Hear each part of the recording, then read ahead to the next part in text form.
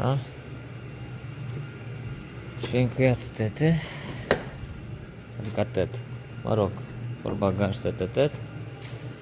Și aici avem o problemă pe încuietoarea din partea asta. Mă trebuie încuietoare.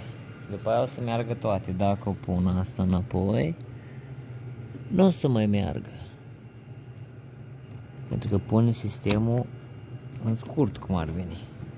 În protecție.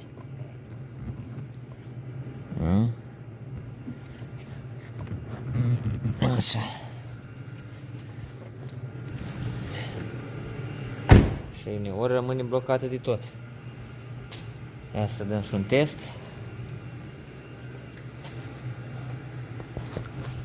Cheia. La unde am pus cheia acum?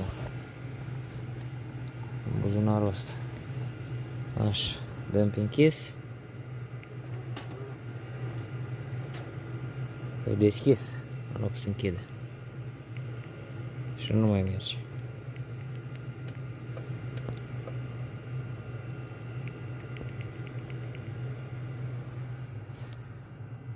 Nimic. Ele o să aud numai pe deschis, intră în protecție.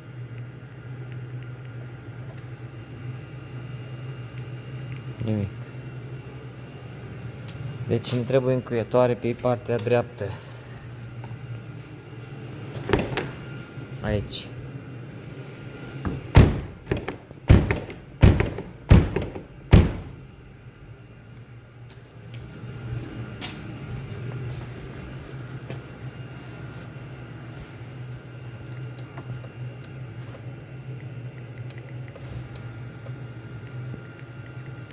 Nimic.